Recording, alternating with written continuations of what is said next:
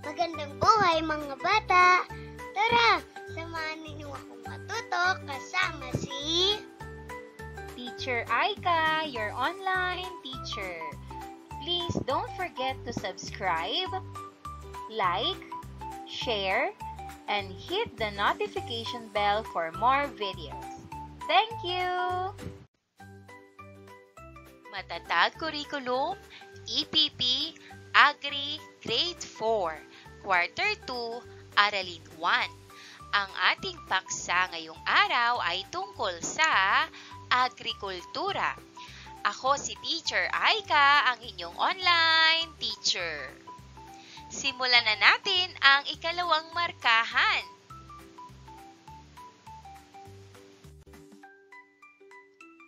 Mga pamantayang pangnilalaman. Naipamamalas ng mga mag-aaral ang pag-unawa sa natural na pamamaraan ng pagtatanim, pangangalaga, pagpaparami, pag-aani, at pagbebenta ng halamang ornamental, halamang gulay, at punong prutas.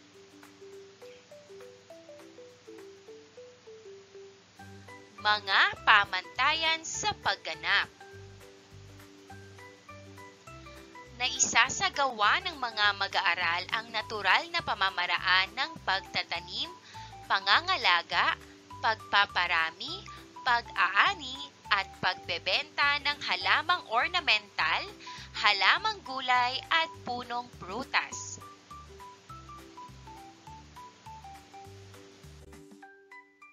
Mga kasanayan at layuning pampagkatuto. Una, natatalakay ang kahulugan ng agrikultura, mga sangay nito sa paghahalaman. Ikalawa, natatalakay ang mga pamamaraan ng pagtatanim ng halaman. Ikatlo, nakikilala ang iba't ibang alternatibong paraan ng paghahalaman.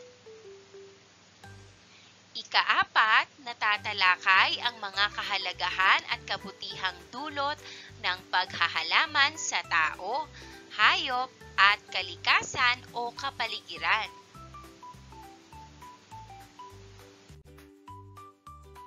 Narito naman ang mga nilalaman. Una, kahulugan ng agrikultura at mga sangay ng agrikultura sa paghahalaman. Ikalawa, pamamaraan ng pagtatanim ng halaman. Ikatlo, alternatibong paraan ng paghahalaman. Ikaapat, kahalagahan ng paghahalaman. Ikalima, kahalagahan at kabutihang dulot ng paghahalaman sa hayop, kalikasan o kapaligiran. At ika-anim, mga salik na dapat isaalang-alang sa paghahalaman.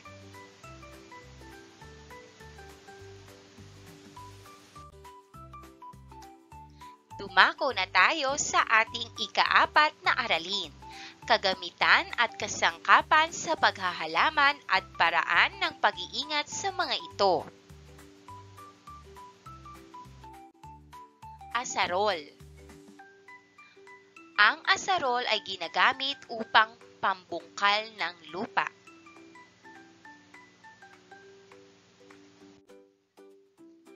Piko. Piko ay ginagamit pangbungkal sa matigas na lupa.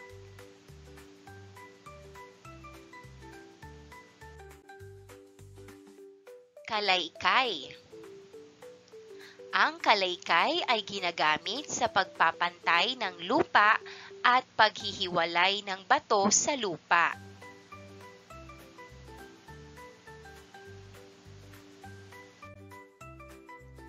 Tinidor. Ang tinidor ay pandurog ng malalaking kimpal ng lupa.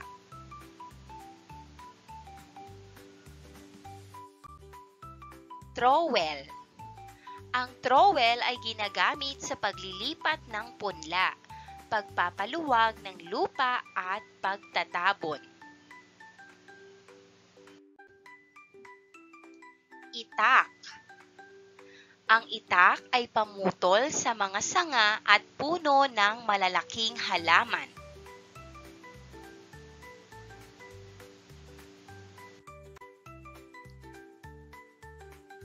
Bareta. Ang bareta ay ginagamit sa paghuhukay ng malalaking bato at tuod ng kahoy.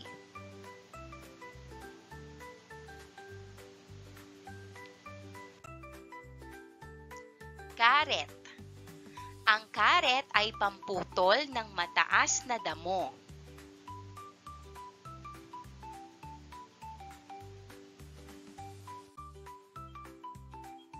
Palakol. Ang palakol ay pamputol ng malalaking kahoy.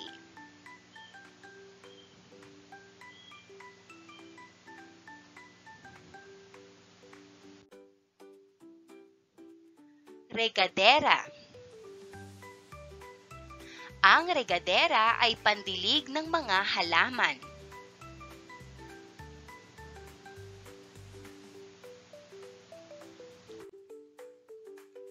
Timba. Ang timba ay panghakot ng tubig na pandilig.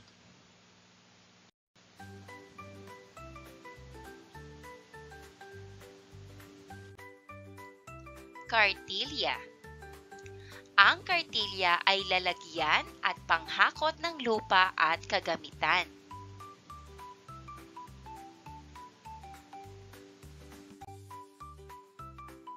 Kahong kahoy. Ang kahong kahoy ay lalagyan ng lupa na maaari ring pagtaniman.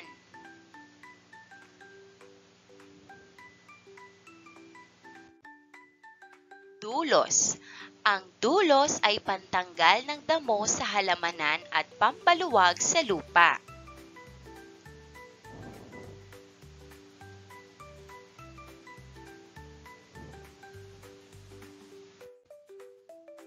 Tandaan, ang mga salik na dapat isaalang-alang sa paghahalaman ay kamang taniman, kagamitang panghardin, pandilig na tubig, pataba at sikat ng araw.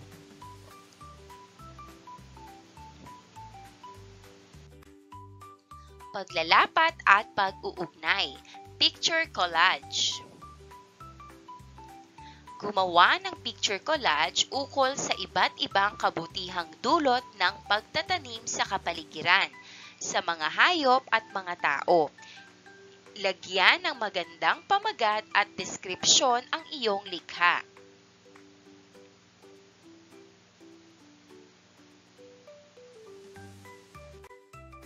Pabaong pagkatuto. Tanong-tugon. Sagutin ang mga sumusunod na tanong. Una, ano-ano ang kahalagahan ng kaalaman sa iba't ibang uri ng pamamaraan ng pagtatanim? Ang sagot, mahalaga ang kaalaman sa iba't ibang pamamaraan ng pagtatanim dahil ito ay tumutulong sa pagpili ng angkop na teknik batay sa kapaligiran at uri ng lupa. Nagbibigay ito ng mas mataas na ani, mas magandang kalidad ng mga produkto at nakakatulong sa pag-iwas sa mga peste at sakit ng halaman. Ikalawa, ano-ano ang mga kahalagahan ng pagtatanim? Ang sagot, ang pagtanim ay nagbibigay ng sariwang pagkain, nagpapabuti ng kalusugan at nag-aambag sa sustainableng kapaligiran. Nagpo-promote ito ng biodiversity, nagbibigay ng kanlungan sa wildlife, at tumutulong sa pagkontrol ng polusyon. Pagninilay sa pagkatuto. Sagutin natin ang refleksyon. Una, ang pinakapaborito kong gawain ngayong linggo ay... Ikalawa, Ngayong linggo, natutunan ko ang ikatlo. Ngayong linggo, ang aking ipinagmamalaki ay ikaapat. Sa susunod na linggo, gusto kong pagbutihan ang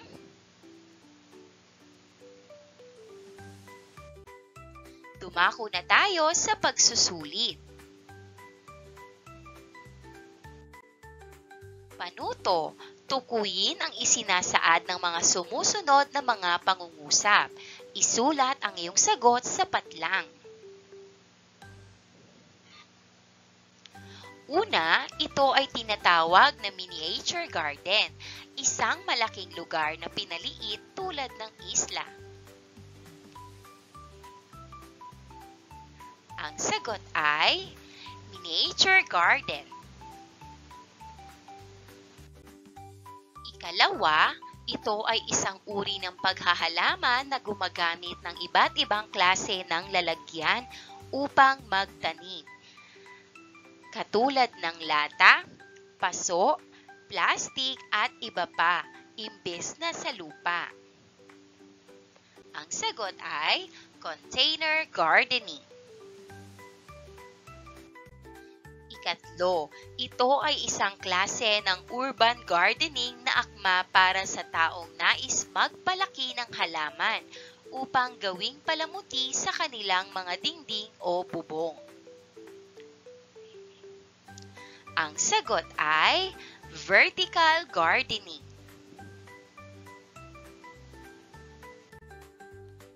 Ikaapat, ito ay isang paraan ng pagpapatubo ng mga halaman na gumagamit ng mineral na solusyon sa tubig. Ang sagot ay hydroponics.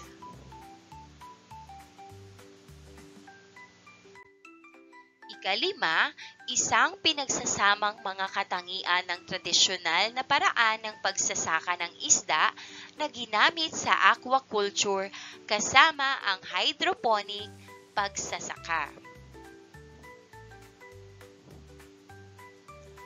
Ang sagot ay aquaponics.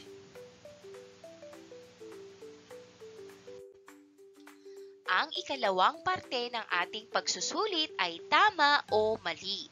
Tukuyin kung tama o mali ang mga sumusunod na pahayag. Isulat ang tama kung tama ang pahayag.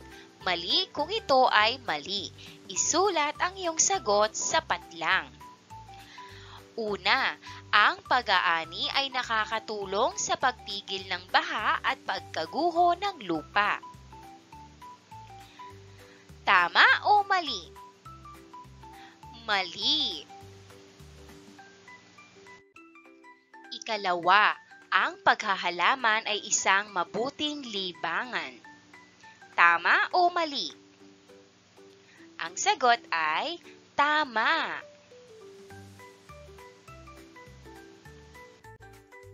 Ikatlo, ang paghahalaman ay nakakapagbigay ng sariwang hangin at malinis na pagkain at tubig.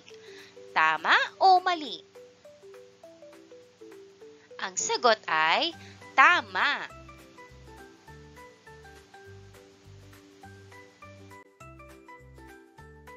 Ikaapat, isang paraan para mabawasan ang polusyon ay pag-alaga ng halaman. Tama o mali? Ang sagot ay tama.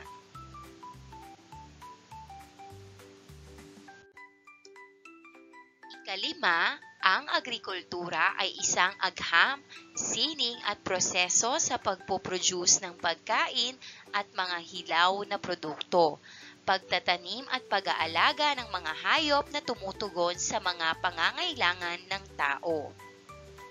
Tama o mali? Ang sagot ay tama.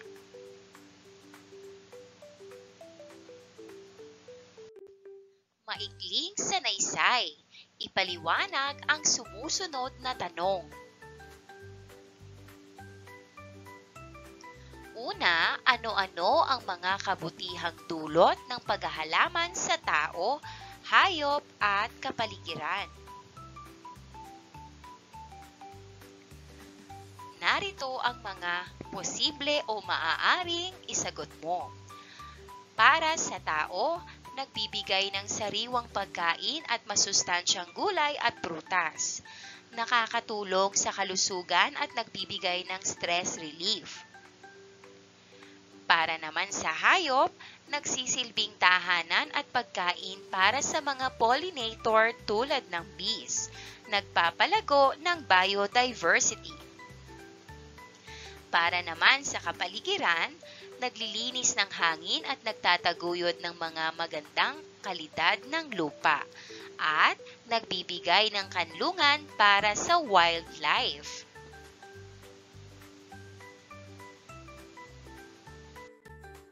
Maraming salamat sa panonood.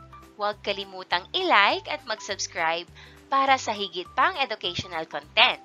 I-click ang bell icon para ma-update ka sa ating mga bagong video. Salamat!